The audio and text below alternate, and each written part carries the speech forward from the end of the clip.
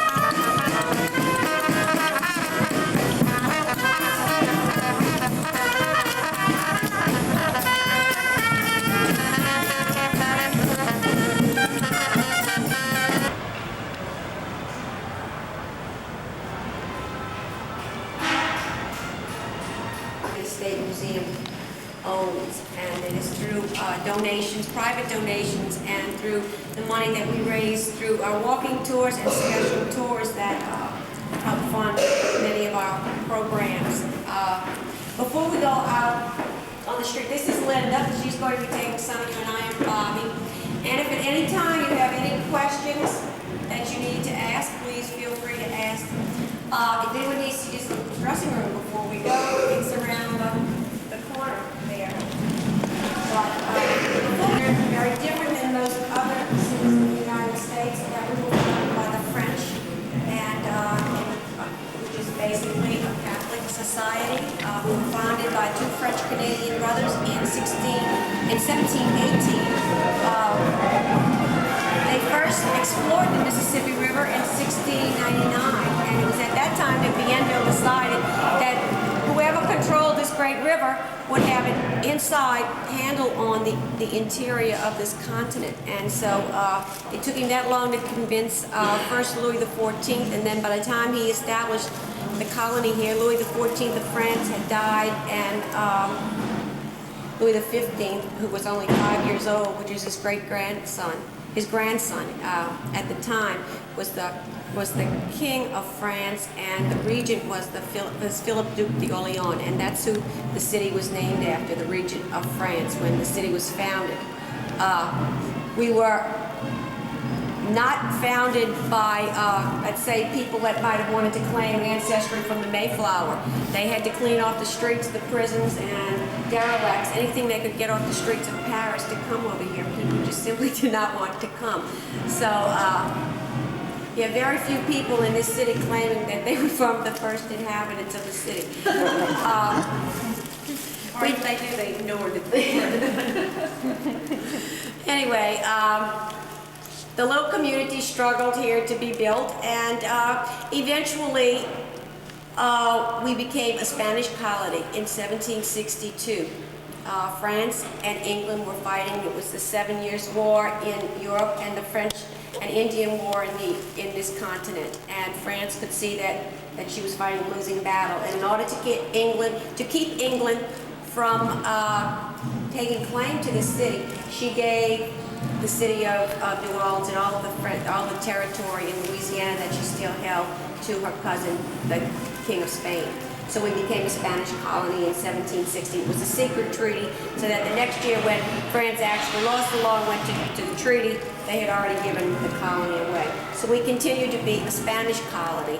And actually much of what we're going to see today is a result of the Spanish, because in 1788 and again in 1794, two terrible fires devastated the city. The one in 1788 burned down 4/5 of the city, or 856 homes were destroyed.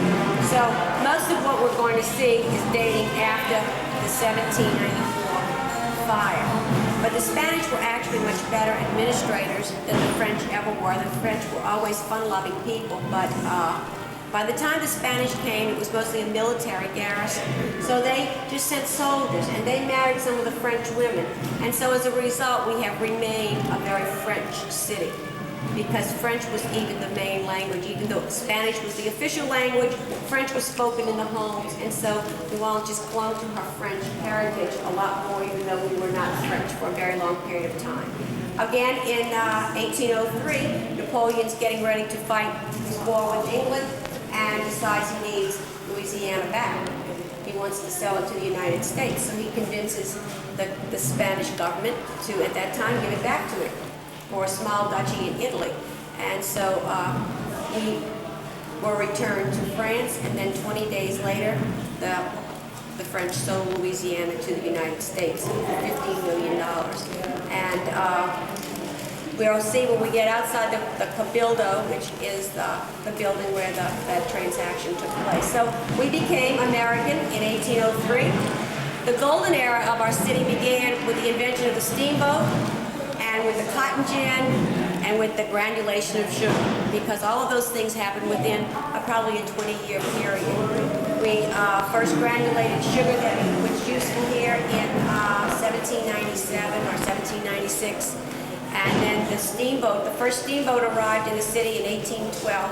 And after that time, our golden period began, and we were, beyond doubt, about the richest, or the second richest city in the United States until the Civil War. We had more millionaires, planters upriver than any other location in the United States. And that actually would be our golden period. We've never really kind of gotten over that yet. But when the Civil War began in 1860, we were conquered just about immediately by the Union troops. They could not decide exactly how to, the Confederacy couldn't decide how to defend the city. They kept thinking that an attack would be coming in from Lake Pontchartrain. But General Farragut sailed right up the Mississippi River and captured the city without a whipper. So we have had very little damage or lost buildings, as the other parts of the South suffered during the Civil War. So we didn't really have any fighting, so everything that you're going to see was not a result of any damage from the Civil War. We became an occupied city until 1877 when the federal troops finally left, and it was a tough period of reconstruction for everyone throughout the South and New Orleans especially, but we've survived it. The one thing New Orleans has always been is a backward one that was always did not want to change its ways, and that may be why we consider ourselves still so French. We kind of lost touch with the rest of the United States with railroads and everything, and with the steamboat. The steamboat was no longer the main means of transportation, and we really fell into a period of decay, in other words. We've been struggling through the Port of New Orleans to bring New Orleans back, and with tourism now, hopefully we can get it started again. Any questions before we go out? The war of 1812 was the war that was fought.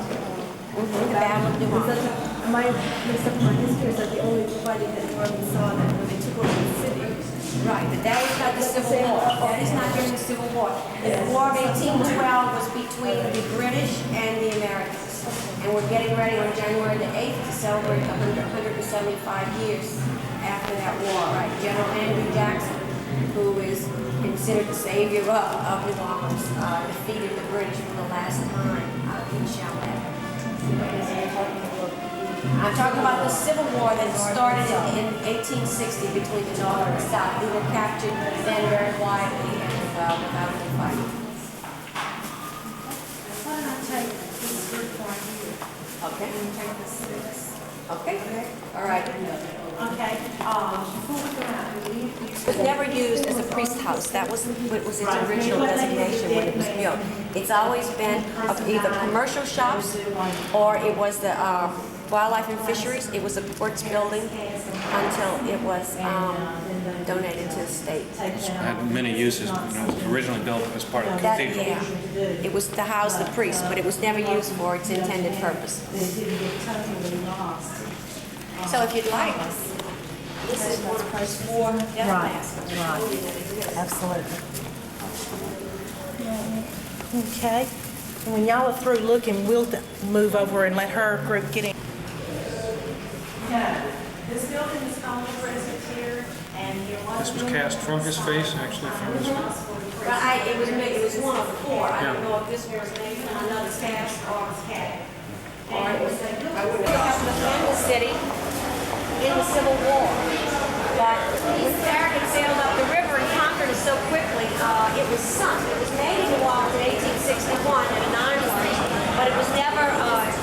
So the Confederate soldiers sunk it in the lake, so it keeps the identity from getting the and it was just pulled up. It's a kind of kettle-like thing. And I would imagine it would be the ram, some type of thing, or ice float, what? I wouldn't think 4 men could work up enough steam to sink a ship with it. It was a submarine. I just had a question. She asked me if it was predominantly still Catholic in the city, and basically it is.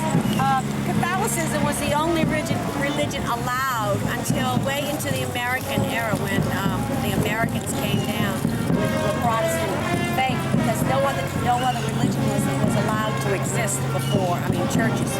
But these buildings that you're going to see, this whole square, in fact, are the responsibility of a father and a daughter. Don Andre Almanas and Rojas was Spanish people that came here in the 1770s and became quite wealthy.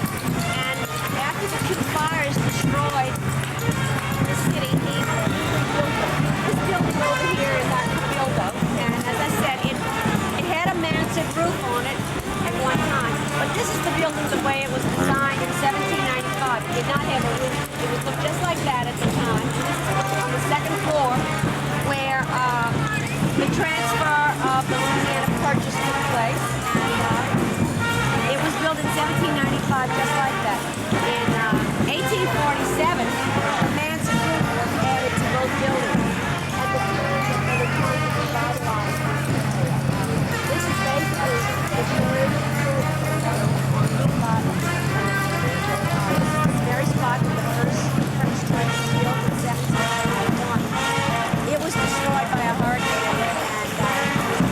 church dates back partly to 1792 and partly 1849. It's basically completely redone. Some of the foundations are still the same, but the spires were extended and everything about 1849. Again, during the period of revitalization. The 6 stained glass windows across the church were a donation from the Spanish government in 1962. And it was here this morning that Mama Memorial funeral took place. And it was quite proud. This is Sandwest buildings. They are probably cleaning them, yes. They had scaffolding off and on, up, redoing all the time. Normally, the Presbytery is just a museum, and so is the Cabildo, and we're called Friends of the Cabildo because of when this building is redone, this is where the walking tours originate and come.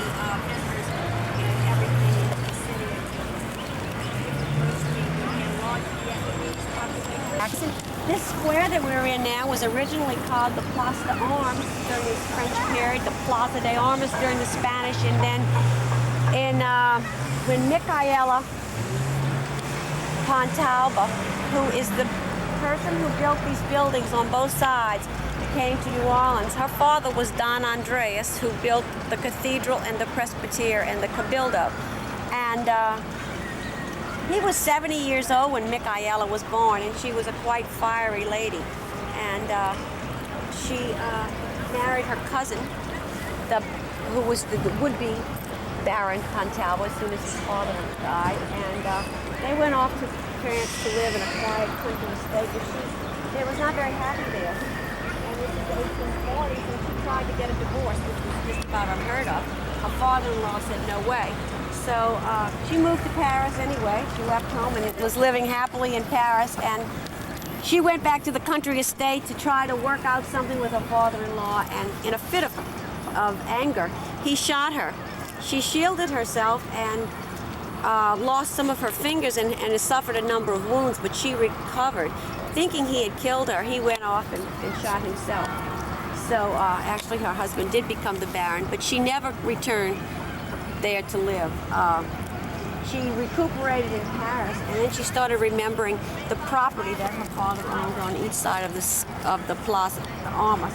And she decided she would come back and do something with it. So she did, and she built these houses that we see on each side. In 1851, she dedicated this to Andrew Jackson, the square, and renamed it the hero of the Battle of New Orleans. The Battle of New Orleans took place on January the 8th, 1815.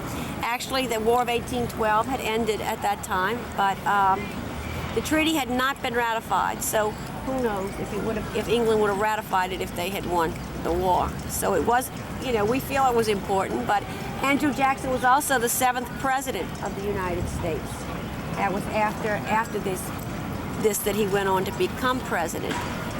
Filling in your ethnic history, when were slaves first brought into this Slaves area? were brought in just about as soon as the colony began. In 1719, the first slaves arrived, the year after the official founding of the colony. And the Acadians, the Cajuns? Acadians or the Cajuns, they started coming about 1755, 1760s, when they were expelled during that period when France and England were fighting one another during the French and Indian War. They were living in Canada after France had given England that part of Canada, and that's when they were expelled because they would not pledge allegiance to England. They were afraid that they would band together and form some type of conspiracy. So this statue was built by Clark Mills, and it's one of 3 identical statues in the country. The first one is in Lafayette Square in Washington, D.C. This is the second one, and the third one is in the state capitol grounds in Nashville, Tennessee, Jackson's home state. If you see that inscription there on the side, the Union must and shall be preserved, that was not there when the statue was erected. During our occupation during the Civil War, Our occupying general was a man named Benjamin Butler, and even though the city went down without fighting, they were not very fond of Benjamin Butler. He was called all kind of nicknames, Spoons Butler, Beast Butler, but he did do a lot for the city as far as making them clean up the ditches and the sewerage and all of that. But he was not disliked, and he was very strict, and he enforced what he called a woman's ordinance. The women who had not gone off to fight were very rude to the soldiers. They would throw water on them, they would spit at them, and so he passed an ordinance stating that if any woman was disrespectful to his soldiers, and that they would be treated as women of the street, and that the soldiers had the right to do anything they wanted to retaliate. So anyway, he had this inscribed on the monument.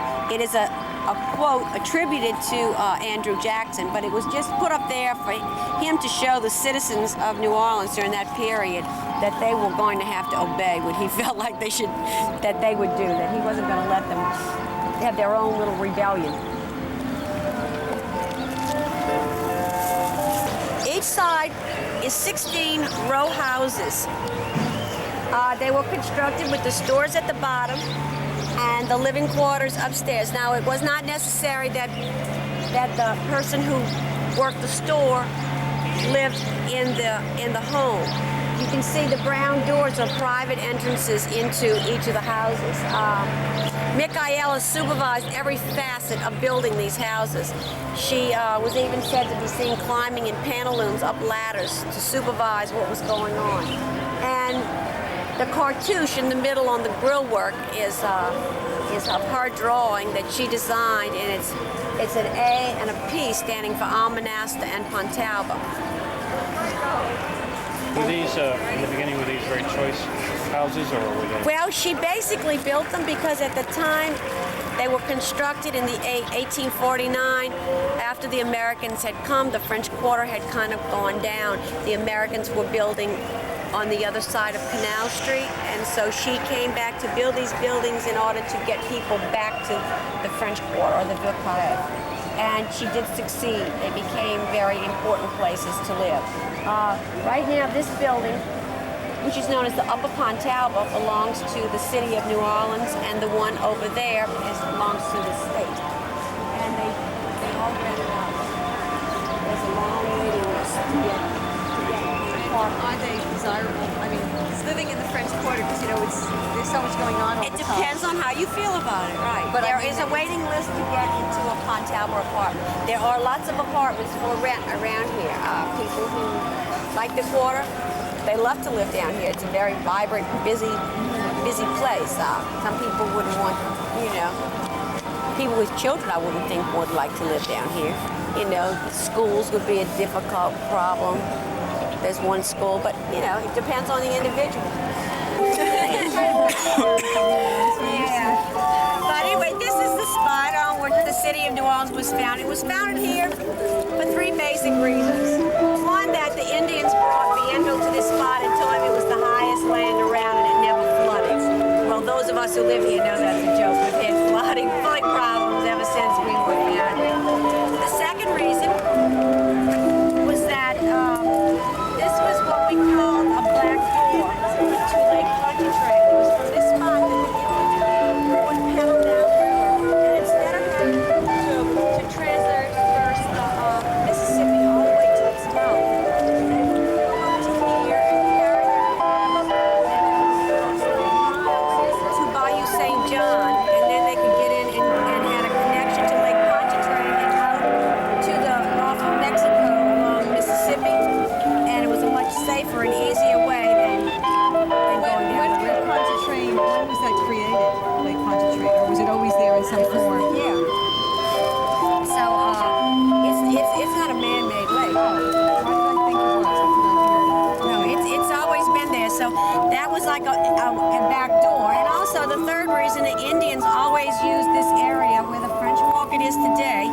Was always a trading area. It was an Indian trading area where the Indian tribes would come and trade. So it was basically for this reason Bienville decided this would be the spot to put his city, and because he fell in love with the crescent of the river right here, and it's a good place to see just how much the river turns. Because if you look right over there between those trees, you see that smokestack in the background? Red smokestack? Okay, that smokestack is on the same side of the river that we are. So the river turns that much. It's not on the west bank, but the side over here on the west bank of the river is also part of the city of New Orleans. It's called Algiers, and there's a lot of speculation as to why it's called Algiers. The most popular belief is that when the slaves were brought here, that they were brought to the west bank of the river, they transported over here, or you could go over there and purchase slaves. So it kind of got the name right now. Here's the Mediterranean where the pirates were. What's that wreckage over there, that big? It's not wreckage, that's a fairly new building. It's a restaurant. It's called Algiers Landing, and it was constructed, I guess about 8 or 10 years ago. It still looked like an old it's a beautiful view of the city. They made it nice. It's nice inside. We have a free ferry for pedestrians that leaves at the foot of Canal Street over every 20 minutes. So if you're interested in visiting the West Bank, I think we have a shuttle to the restaurant. But what are the other buildings in Algiers there? It's an apartment building, and unfortunately, the people who got involved with it have lost money. It's not even finished. So it was meant to be sold as rented as apartments, and it's just not been feasible financially. That other building is the old courthouse. The two bridges you see over here are bridges that connect the East and West Banks.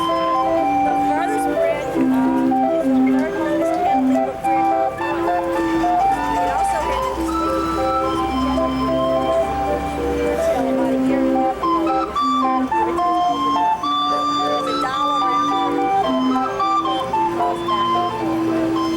around at this point, we're about 110 miles from the mouth of the river.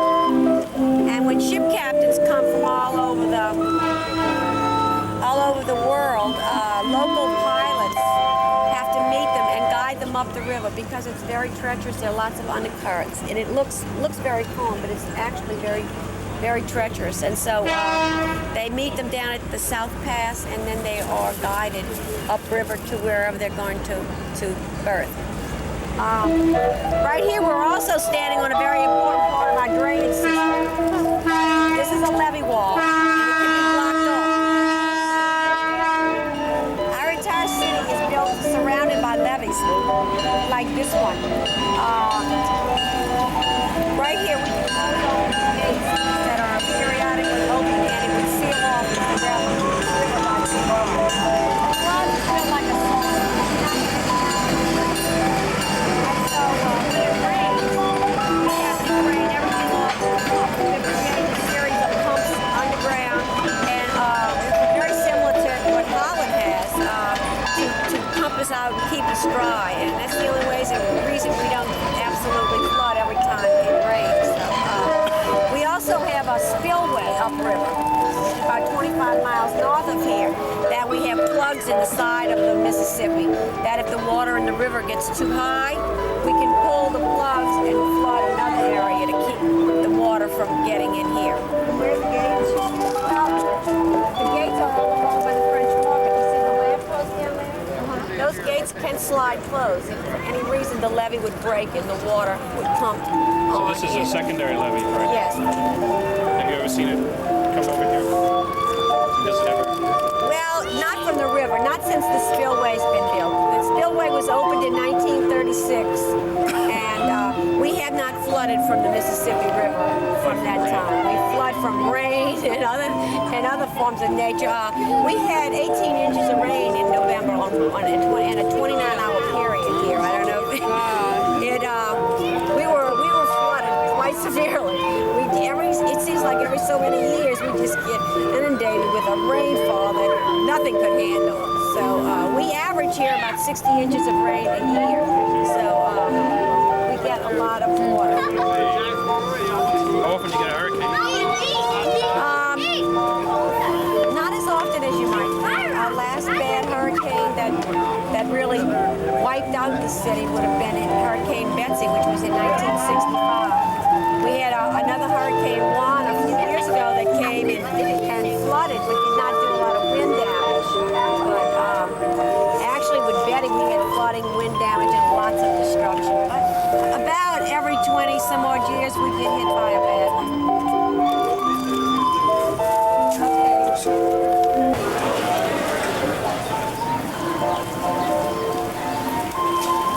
They're just throwing them in. Just cut them. But as I said before, this has always been known as the French Market, although the Indians started it. The Spanish are the first to put a roof on this complex. And but as I said, things in New Orleans always seem to remain French, no matter who did everything else. It was the Italians and the German farmers who supplied the food for the city. Do they call these baguettes in France, do you know? Beignets. They're beignets? Beignets, yeah. And you really haven't been in New Orleans if you have not had coffee and beignets. Yes, before your visit's over, you really have to visit. And that's how they roll them out and fry them in all that non-fattening grease. They really are delicious. A meat market and the vegetable market is still in existence down below, where farmers from around, truck farmers will bring their produce and sell. It's just straight down the street, right out here. It's just further down. It's all part of the same complex. You can't miss it. Flea market too.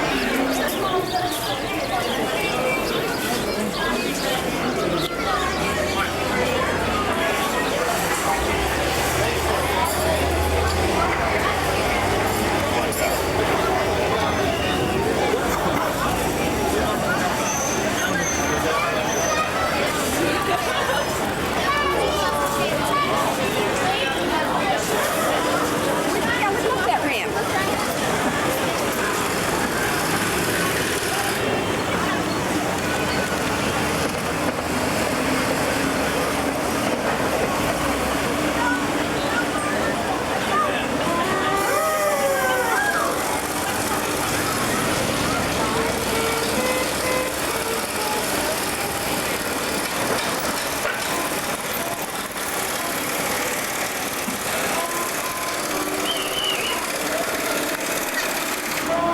The summer is our slowest season because it is so hot.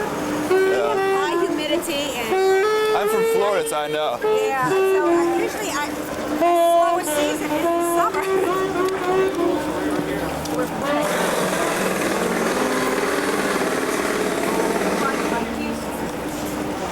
Yeah, very similar.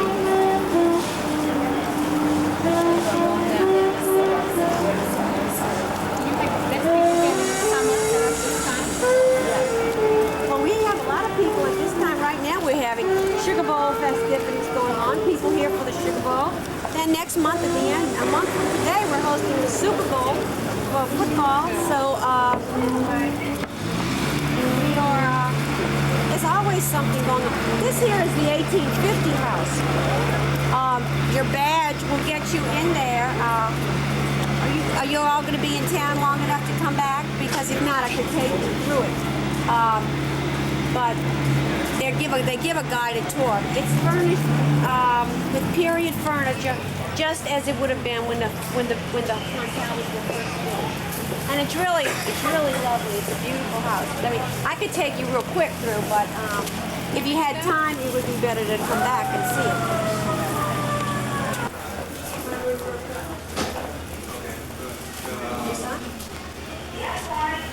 Normally do it? Yeah. Normally do it.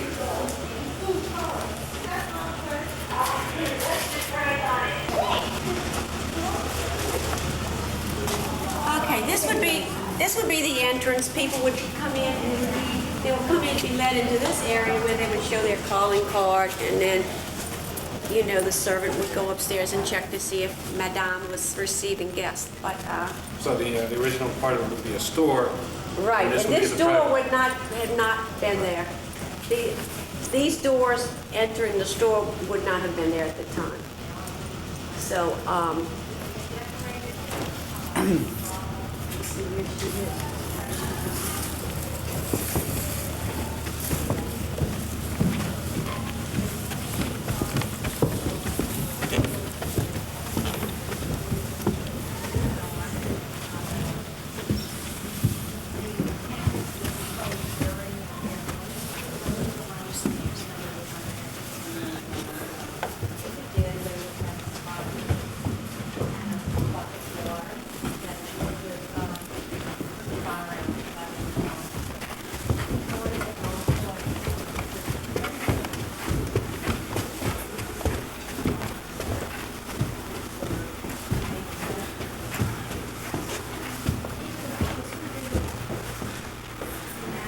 Master bedroom. And, as you can see, it's furnished with furniture that would have been typical of the period. An interesting thing is the marble places here on the third floor, or what we call faux marble. They're not real, they're imitation. They just put, Micaela was, as I said, a really clever lady. She put the real marble on the second floor where the visitors would be, thinking that, the third floor was just family, so they got fake marble. And then the real marble fireplaces are when we go downstairs, we'll see those. Is that mosquito netting? Yes, definitely. People could not sleep around this area without mosquito netting. They would pull that over the bed at night in order to keep Yes. whatever.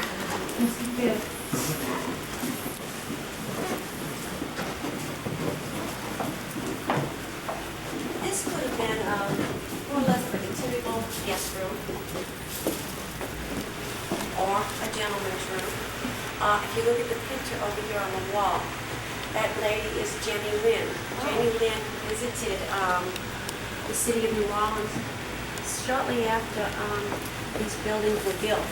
And just to show you what a great businesswoman Micaela was, she offered Jenny Lynn the free use of an apartment while she was here. And so graciously Jenny Lynn accepted, and her whole stay in New Orleans when she did her concerts. She lived in one of the apartments on the other side and greeted visitors on her balcony. And as soon as she left the city, Micaela auctioned off all of the furniture. Paid quite a substantial amount of money. And, Jenny Lynn was here and slept here on this and that, but all the furniture she auctioned off. So she didn't miss a trick.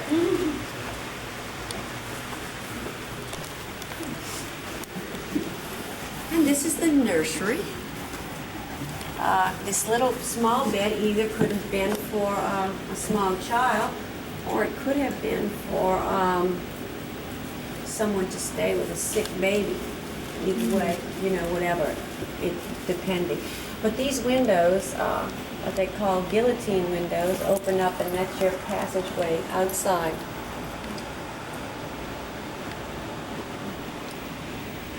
So, and it's furnished with, and this little doll furniture, it could have been actual doll furniture, or very frequently furniture manufacturers would make little models like that they would bring around to show what they could do, and so for when you were ordering furniture. And sometimes we see small miniatures on that order that the furniture makers had made to bring around. And if someone bought the bedroom set, then the maker may give them the small version for the children. And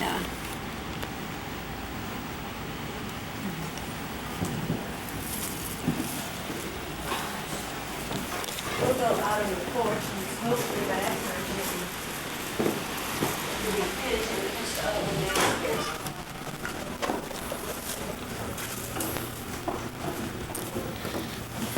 As you see, if you look down on these steps,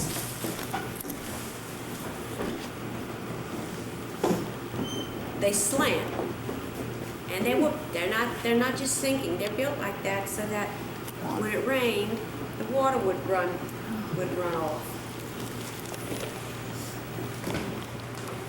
And this would have been the area that the servants would stay, or we call this area here a garçonniere. You'll see other examples of garçonnières throughout the quarter, but basically garçon in French means boy. And so when a young man reached 13 or 14, the family usually gave them a little more freedom and moved them out of the main house and into what would be private quarters, so that they would have their private entrance and come and go as they wished without disturbing the rest of the family. So, this is two rooms, actually it's 2 rooms, it's been opened up, but it would be a typical type of thing where the young man might stay.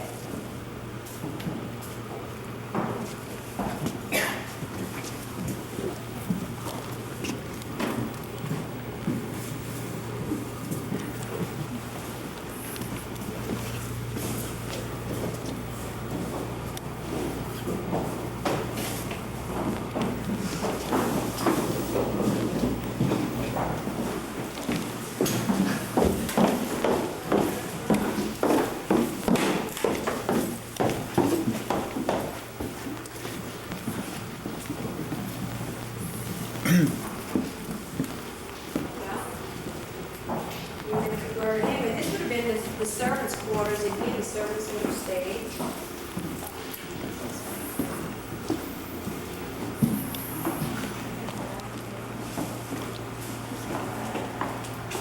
That's right, the servants would have heated the water and come back down here.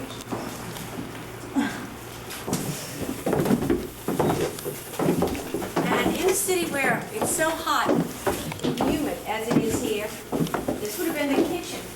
And these patios were not only built for the family to enjoy, they were built for functional reasons, because as much work as possible for eating and cooking and ironing was done outside, because it was just, you can imagine, during the hot summer, cooking in one of these little bitty rooms. So very often the food was as much was done as possible out here on the patio. During the day, this was a working area. It wasn't just one that you just enjoyed. So the kitchen is here for a purpose. It was also that if the fire broke out, it might be a little easier to defend and get it out than it would be in other areas. This little room is just an office, but this furniture right here, it's called patio furniture now, but originally it was called cemetery furniture, because, as I told you before, New Orleans is a very Catholic society, and it was for a very long period of time. All Saints' Day is just a very popular day in cemeteries, and remembering the dead was very big and time-honored thing in the city. And so, especially on All Saints' Day, families would go out. That was the day they cleaned the tombs and got everything ready and put all the flowers out. But families would have furniture around the tombs where they would spend the day actually greeting people who passed around and spend the whole day sitting at the cemetery on All Saints' Day. And so this furniture was originally designed and it stayed out in front of the cemetery. And now it's been adapted to use as a. Can't get in that way either. Okay. We have to get out this way. We'll go back.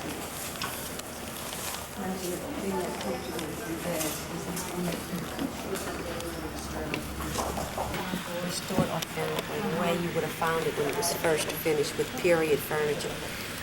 Some of them have been remodeled and altered. Now they're not all this size. Some of them are one bedroom, some of them are smaller. You know, the different floors have been broken up into other things. But this is typically what you would have seen. This would have been a type of Christmas tree that would have been native to the city. It could have been a wax myrtle or something of that nature that would hold up. And fruits and things were hung on it. These typical picture paintings. Yes, these are all typical of what would have been used around that period of time. And in the dining room, I think they leave then we can take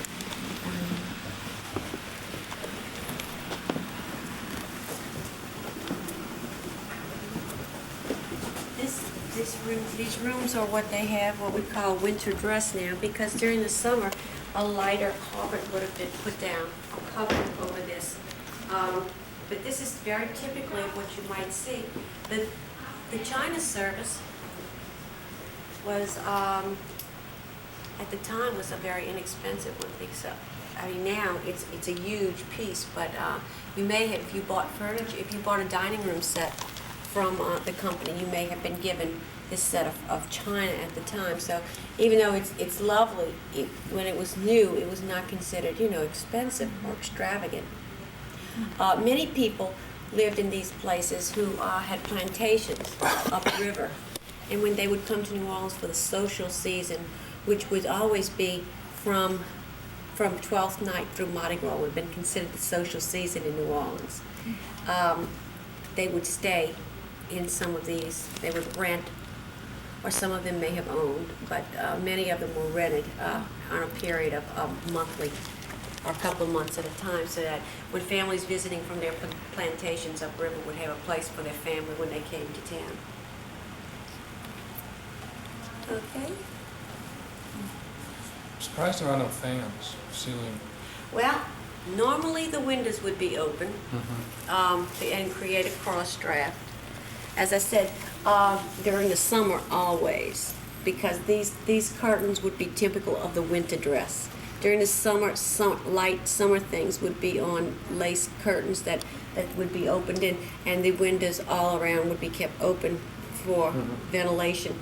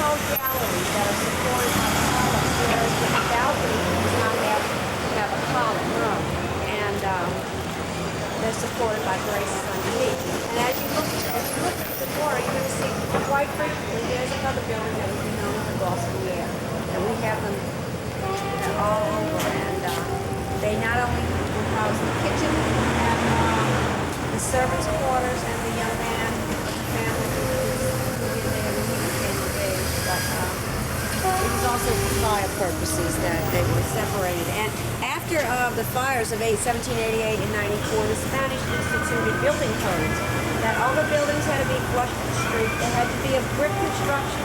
They had to have a common, what they call a party wall.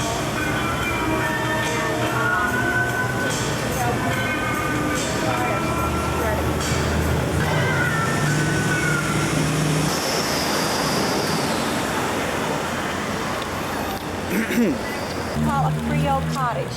It's an example of some of the first types of buildings that were built in the city.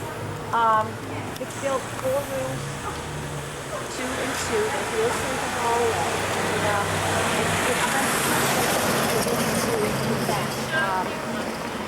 And it was not only a French custom, but when the city was first founded, the streets were mud. We had wooden banquettes built up that people could walk in. And as much rain as we get, it was a mess. it was filthy and it was dirty. So many people say it's not really a French tradition. It was more of a walkway to clean off your boots so you could get into the house. So whatever, it became traditional that you would enter in and they had courtyards and patios which still had French and Spanish books introduced to us. They became more popular with the Spanish, but in the back, and so it was a much more pleasant way. That's where the family would stay. But you always entered through the gates and you would go around into the back. Just the straight roof and the hip roof became the most popular form. But those smaller buildings like that that you'll see around are what's known as a Creole cottage, whereas these other ones are known as the 2 stories of Creole townhouses, where the buildings, the business is on the bottom and the living quarters are on the top. And all this money is since 17 years, that was Right. We will see 2 buildings that they were not destroyed in the fire.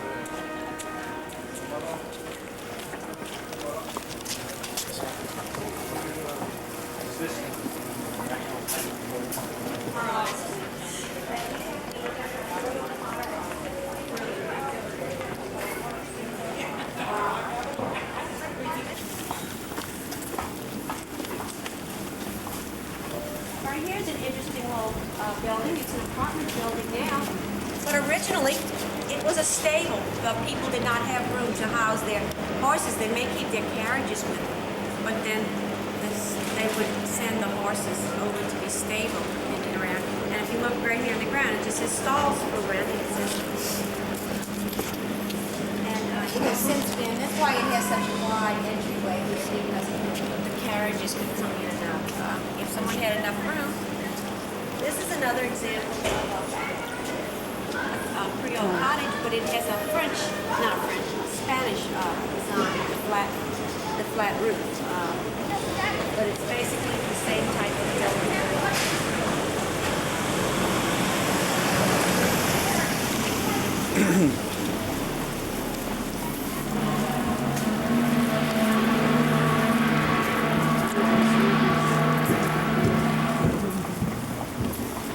As I was telling you, our soil is so soft. These are what we call pyrods. And building just about every building, if you look around somewhere, they're different sizes and designs, but these are steel poles that go through it and are bolted in place to help keep the building erect and keep it from sagging and falling. This is the type of thing that they had to use. It was before we had pile drivers to put pilings in, and now very few buildings in the city could ever be built unless it's on a really special occasion or a special place. I mean, not occasion. Well, we don't use pilings in the ground. Just in order to build a home here, you would need anywhere from 200 to 300 pilings on your property to build a house. I mean, you just can't build your home without having those pilings driven to keep your house from sinking. They all seem to hold up pretty well, though. You don't see a lot of cracking in the walls. Well, I guess you can attribute that to tie rods.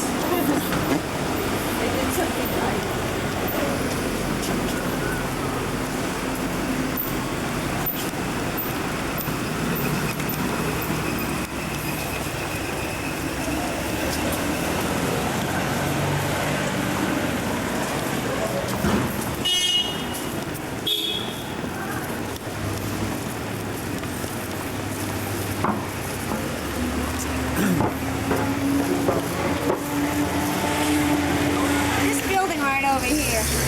Was an old pasta factory. If this, say tomorrow morning we woke up and it had fallen down, it could not be rebuilt here. Now we have a Vieux Carré commission that supervises exactly what can and cannot be built in the French Quarter. And this is not typical of what would be in the French Quarter at the time it was constructed. So it's here. I mean, they wouldn't tear it down, but if something happened to it, they would not put it back up. When was this built? In the 50s? Oh, no, probably in the 1800s. Oh, yeah. Late 1800s, yeah. I mean, that was before, it wasn't until 1936 that the Vieux Carré Commission was formed in order to try to preserve the quarter.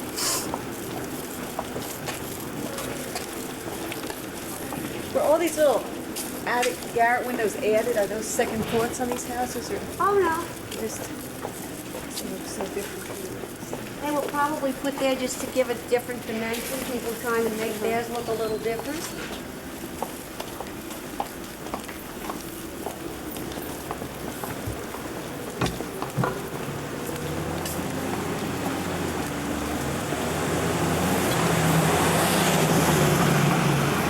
As I said, we do not have any natural stone here, but people wanted the look of stone, so to import it was very expensive, so they would import just as much as they needed, like the steps of granite. This is wood, painted to look like granite. It's called faux granite. And so that's how they got by and made things look. Again, all the houses in the French Quarter are made of brick. Our bricks are very soft, the local New Orleans bricks are made out of clay and baked, and they really do not hold up extremely well. So they're brick and then they're covered with stucco. And people who wanted to get a different look to their house this is scored, this is brick and stucco, and it's just scored to look like stones. But actually it's built just like all the other ones here. And they just used the granite that had to be imported on, on the places that they felt like they really needed to have it. They used a faux granite wherever they could. These stones in this driveway of the hotel are ballast stones from ships that would come in and load up, and they would take the weights out of the ships after they got the cargo, and they would just deposit them on the levee. And so there's another way we got stoned.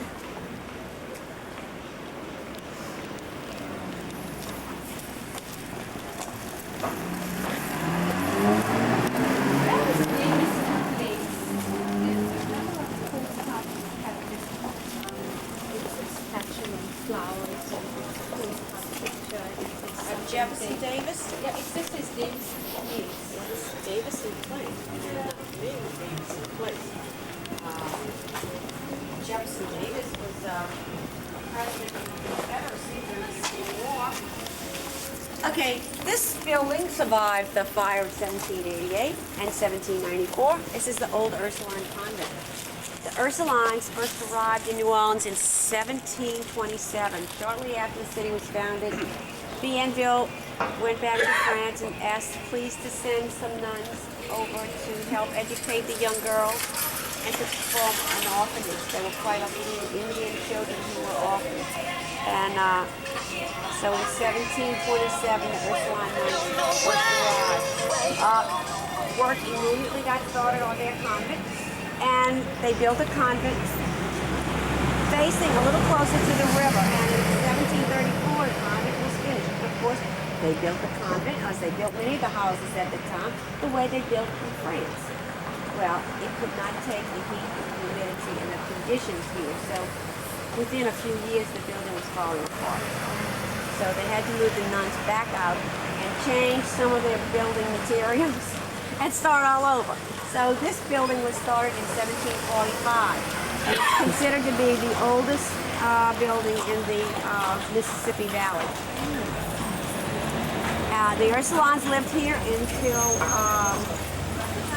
1824, when they were a cloistered order, and the city was growing too much for them right here. All this street was not through; it stopped right here, and all of this area belonged to the Ursuline nuns. They had their farm,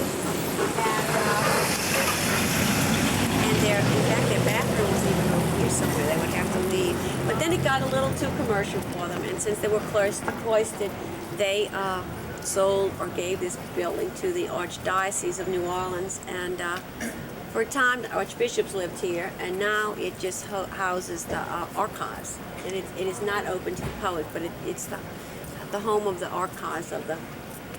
Is the church open? On very rare occasions. And they're not too friendly about letting you in this place. Oh, really? It's beautiful on the outside. It is beautiful. But you see those these. The nuns arrived in 1727. This building was begun in 1745. They moved in probably early 1750s. But the original convent was built in 1734. You were disintegrated. going to say something about that. Oh, those are tie rods. Those are just different forms of tie rod. Here's a very pretty formal garden. Most of the gardens are not really formal, but this one is a much more formal garden. This building we're getting ready to come up to is the Beauregard Kai's house. It was named after General Beauregard, P.T.G. Beauregard, which was a hero of New Orleans. He was our only general. He was known as the Creole General during the Civil War. He was the general that actually started the Civil War, fired the first shots at Fort Sumter.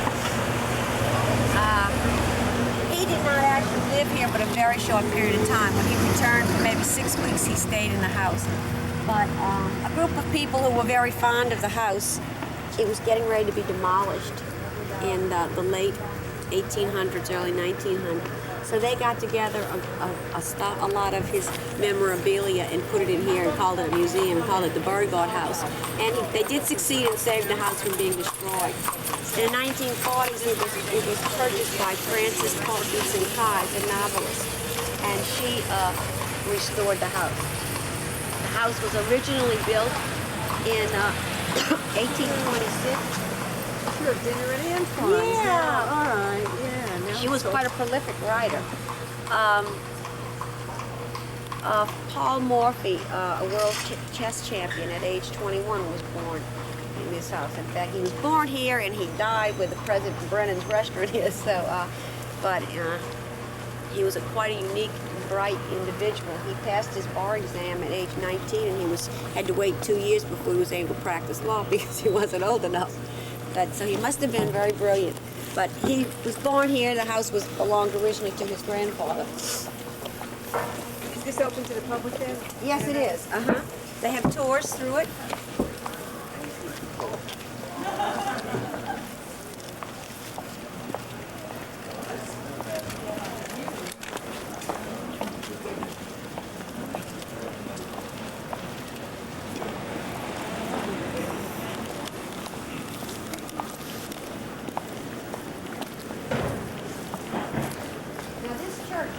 Old as the convent. The church was not constructed until a later period.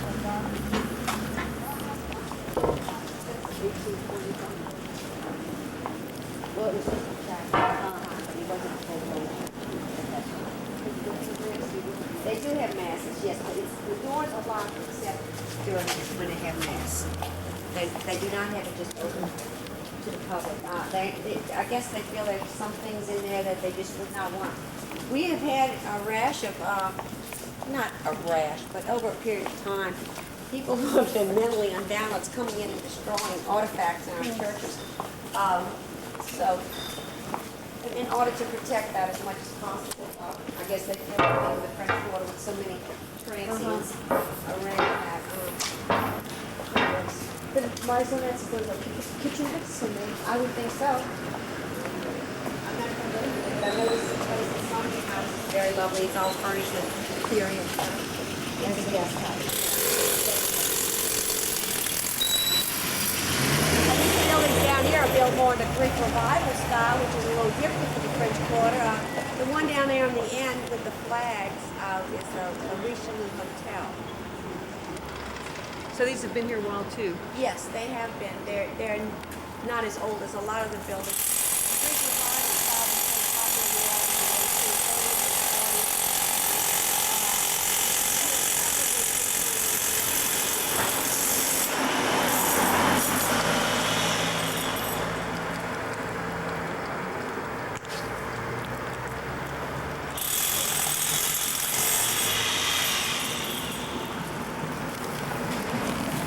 Blair.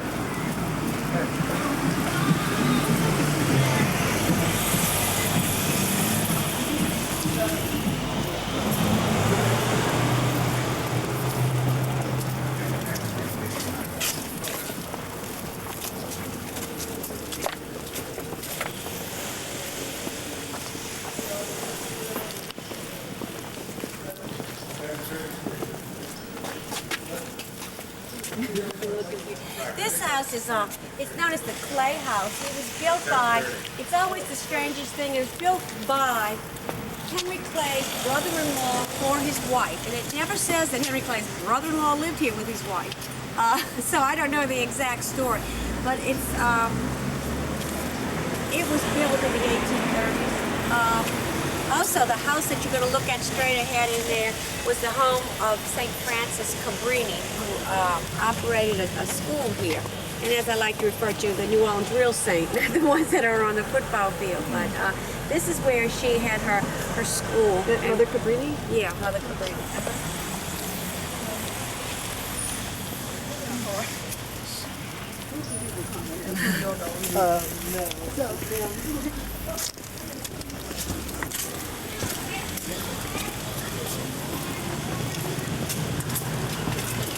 Can I ask, are these functioning cars?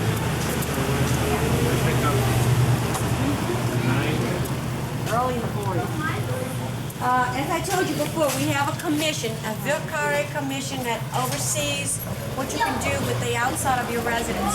They don't tell you what you can do with the inside.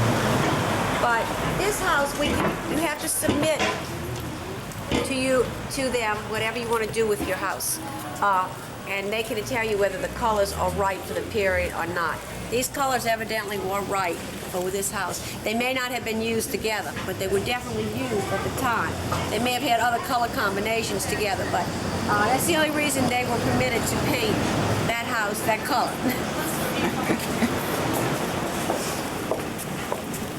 Now let's put also here.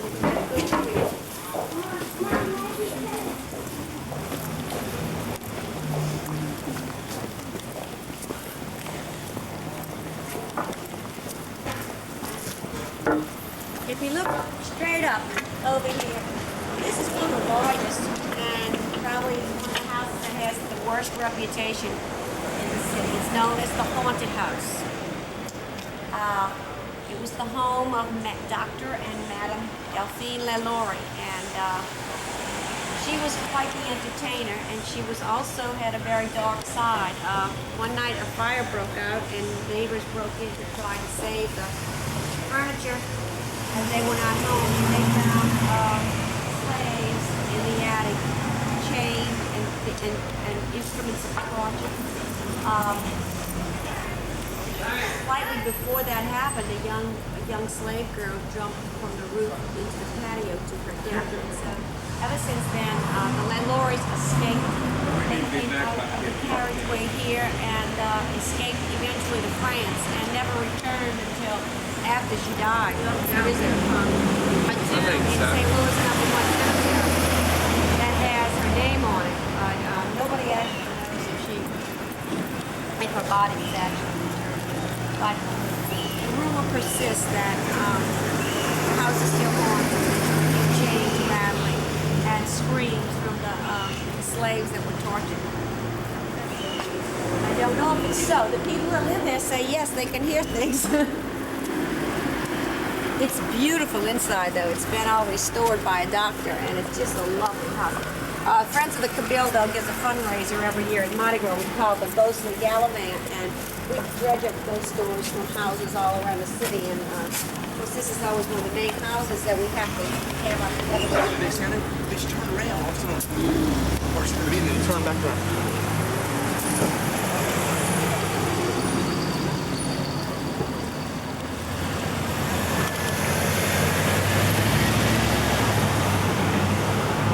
father was the leading Greek revival architects in the city. Gallia Hall, where the mayor was laid in state for the last few days, was built by James Gallia's father, and it's considered one of the most beautiful Greek revival buildings in the United States. As far as it's on St. Charles Avenue, on the other side of Canal Street. If you've noticed, if you refer to things, and I'd get into that a little further, but the Creoles and the Americans did not get along at all when the Americans arrived. The only knowledge the French or the Creoles had of Americans were what they called the cane tops, were the boatmen who would come downriver on flatboats and keel boats and sell their produce, buy whiskey, and get drunk and just be so rowdy. So when we were purchased by the United States, it was not a welcome thing for the citizens of New Orleans. And so it took a long time to assimilate together. Things had gotten so bad that Canal Street is known as the neutral ground. And we call all of our medians neutral grounds because that was the area they knew they had to work business-wise together. But they didn't have to socialize. So all of our streets now are going to change names on the other side of Canal Street. Royal Street becomes St. Charles Avenue on the other side. So each street, you know, coming out of the Le Carré, another street. On the other side of Canal Street, it's another name. So that's the reason for it. This house belongs to Tulane University now, and it is open for tours, and it's a beautiful house inside. Again, here's more of the faux granite. This house was built in 1859, shortly before the Civil War broke out.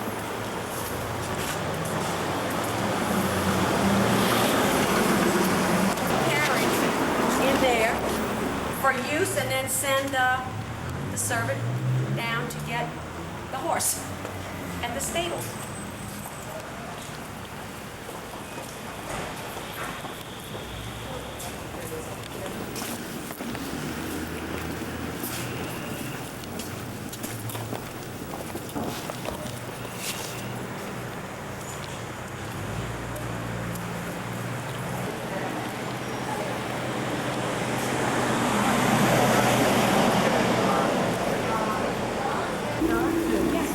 The port was actually the #1 port in the country as far as tonnage goes.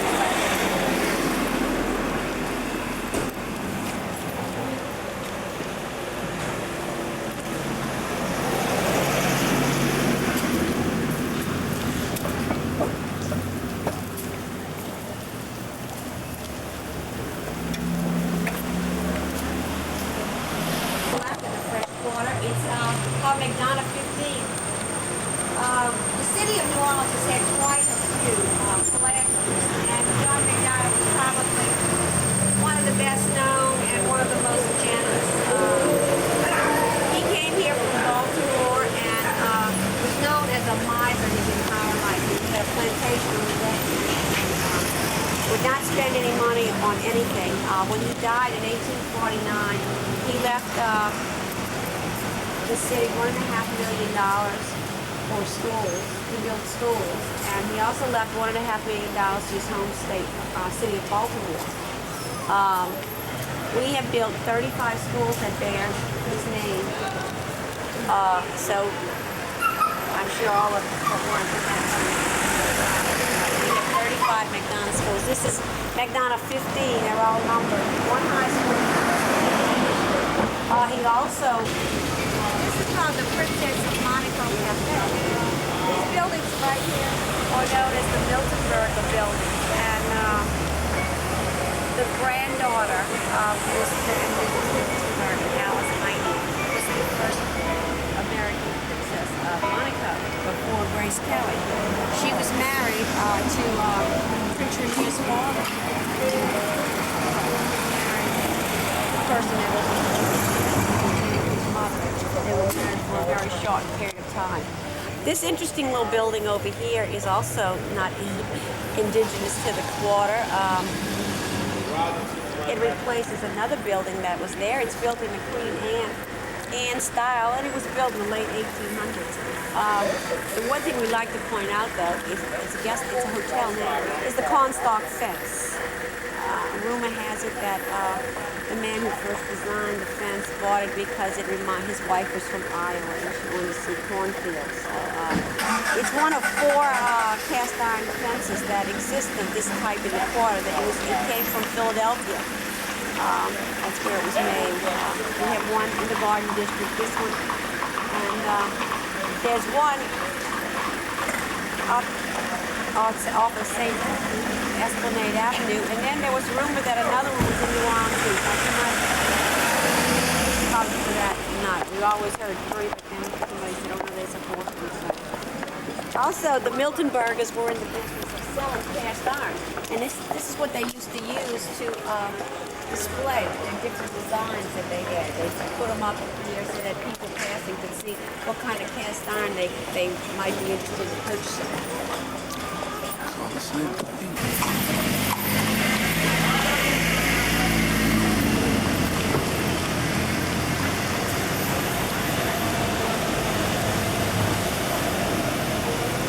this building right over here, known as Madam John's Legacy, is probably, oh wait, in the Mississippi Valley. The first building on this site was constructed in 1727. There are documents to prove that, although it was destroyed partially in the fire of 1788. It escaped the other fire, and many of the building materials were reused. The house is built at a colonial design, French Indian design, West Indies design. It's raised from the ground. Other than that, it's very typical of a Creole cottage with all the rooms together. As you can see, the French did not much care for where windows and doors were placed. They put them where they wanted to inside the house. They didn't care how symmetrical things looked on the outside. So, I mean, their construction was really quite bizarre in ways. They put things the way they wanted them to be on the inside of the house, although they didn't look all right on the outside.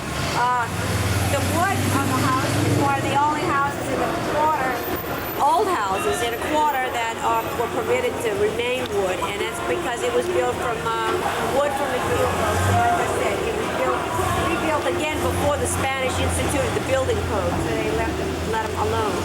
It's gotten its name by a strange way. It's always been known, not always, but it's been known for years as Madam John's Legacy.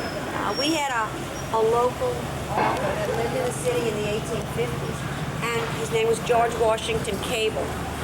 And he wrote stories about the Creoles.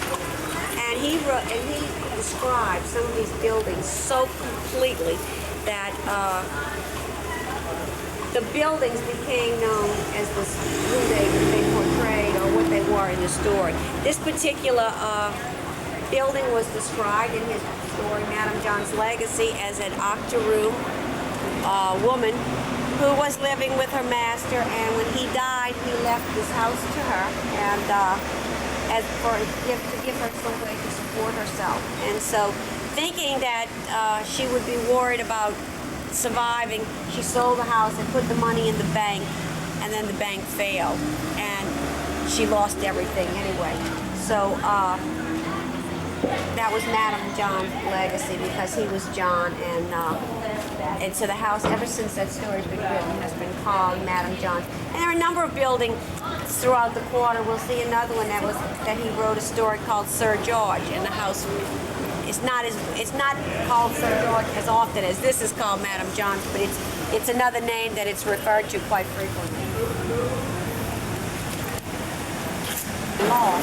This was the whole of Daniel Law. He was a representative in the United States Congress for the Royals, but his claim to fame was that he was involved in the law.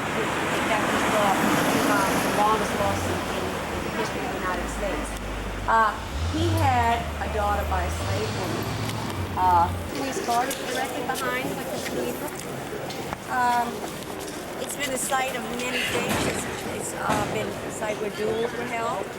This obelisk here in the front here was in honor of French nurses who lost their lives during the yellow fever epidemic. From 1791 until really into the 1900s, 1903. Was our last yellow fever epidemic. Every so often, we would have epidemics here of magnitude that were unbelievable. In the summer of 1853, 10,000 people died during the summer. 1/10 of the population from yellow fever. Most New Orleanians who could afford to, always left the city in the summer because the heat, the height, they would go across the lake Pontchartrain into a summer resort, or over to the Gulf Coast of Mississippi, or wherever they could afford to go and leave the city, because it was during the summer months that the yellow fever always ran rampant. If you look right down the street here, this is Orleans Street, and it's the widest street in the French Quarter. It's 45 feet in width, and the other is 38 feet in width. But the building down there with all the flags is the Bourbon Orleans Hotel.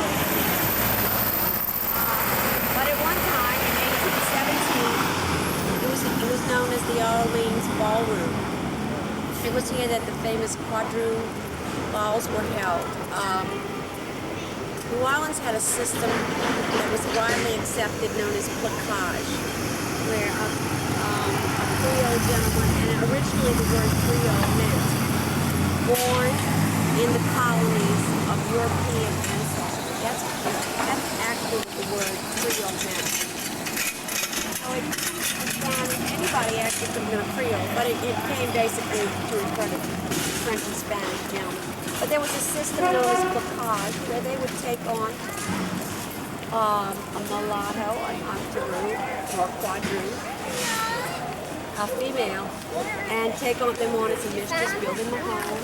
And this usually occurred before the gentleman was married.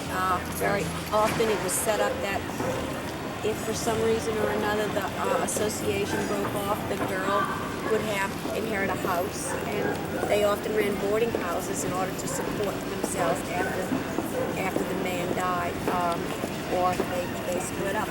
But these associations were considered quite honorable, and in fact the girl's mother would attend the ball and make the arrangements for the gentleman, for her daughter. And it was one of the only means in which I'd say girls of mixed color could function in the city, because the French code, the black code, which governed slavery here, was a lot, not a lot, but more generous than it was in the other eastern colonies. We had laws that promised to, that the slaves had to be baptized Catholic, that the families would be kept intact, that they had Sundays off. The only thing that the slaves could do on Sunday would be maybe do grocery shopping for the master. But other than that, they were free to work, to pay for their by their freedom. It was by no means an ideal situation, but it wasn't until after we became American that the more harsher slave laws of the East Coast finally took over here also. Generally, the people of the city did not have an intense need for slaves as a plantation did. And so therefore the people that were slaves were more servants of that type, and they often became very beloved of the city. But anyway, this system did occur, and we had lots of mixed blood, and they also became known as Creoles of color, because of course their fathers were Creoles. They were of European ancestry, and they were born in the colonies. Now the young men of these marriage, of these associations, children born, very often the young men were born. They were very well educated. They became very hard, many of them. And the women did not have that great an opportunity. Most of them either had to marry another Creole of color, or they could either go into the Orleans ballroom and seek alliance with the Creole gentleman. Many of these women were considered very, very beautiful, and in fact, they passed a law forcing the Creoles, the women, to wear chignons, which is a handkerchief tied around their head, and in order to point out just who they were, because they were often so much more beautiful and attractive than the people, than the regular Creoles that were living here. So, and in fact, instead of them turning it, they turned it into something of distinction, and it became, you know, even a greater privilege to wear a chignon than what the purpose of the law was. But that was basically all you will see. And I mean, if you see pictures of our mayor that was buried today, you'd have to look real good to see that he had any black blood at all. His entire family, and our present mayor as well. But as I said, over a period of years, that system, and these people formed their own society. Many of them were quite wealthy. Many of them owned slaves, the Creoles of color. They probably suffered more after the Civil War than any other group, because they no longer were considered. They had their own society. They did business with the white society. They did not particularly socialize socially But business-wise, we had some that were very wealthy and they did business, and they were a respected part of the community. Whereas after the Civil War, everybody became black and white, and it became a very big distinction. And so I would say these people then withdrew into themselves even more and became even a more close-knit society. And it's just kind of, I'd say in the last 25 years that they've really, once again, blossomed into becoming a part of the general society.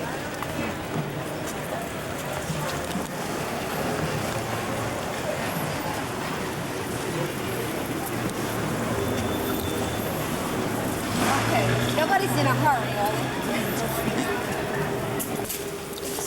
What we're talking about. I mean, I do tours, city tours on the bus and all of that, and I still like to do three-quarters tour that I do for nothing. It's, it's volunteer more than I enjoy anything else I do. Because I just think the three-quarters is just absolutely so fast. Yeah, this is what I wanted you to see. This is the Faulkner House. This is where William Faulkner lived when he first arrived in New Orleans and was writing his first novel, A Soldier's Pay.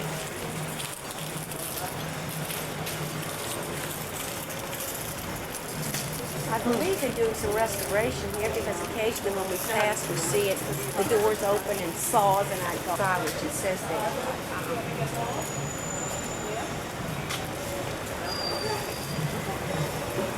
Blacksmith shop to the river, but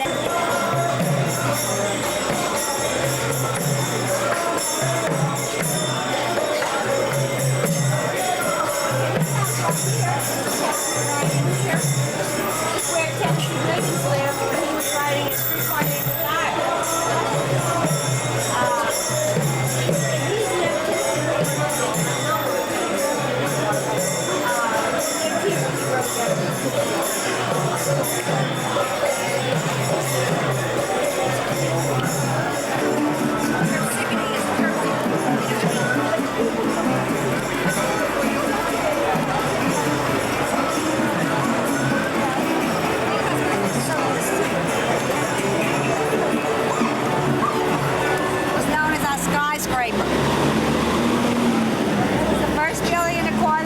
Stories tall, and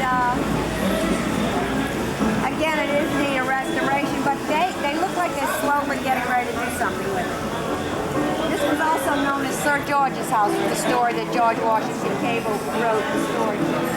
And this building over here is probably the most photographed site. I mean, if you see postcards and pictures of the walls, you see this building. This is the LaBranche buildings. The man, Mr. LaBranche, was known as John LaBranche, but his name was actually John Zweig. He was a German.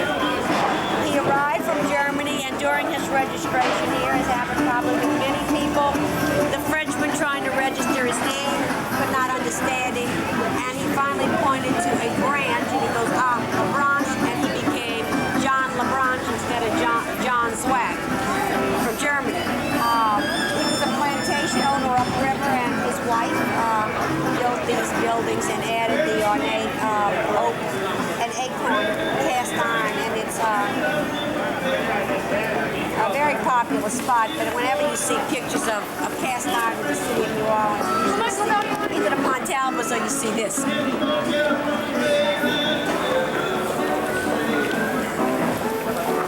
Called a fire hall. Fire was always such a large hazard in the city that you had to pay your fire insurance. And when you paid your fire insurance to whatever company you had it with, they gave you a mark to put on your house so that if you had a fire, then they would come and put the fire out because your insurance was paid. But if you didn't have a mark, they would just turn around and go back. That's the mark? And which is the mark? The one above. Above the window?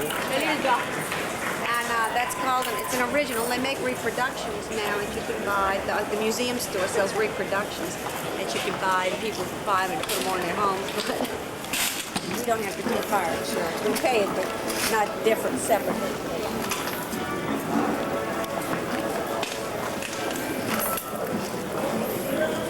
You don't have to get fire insurance. No, fire. We have a pig.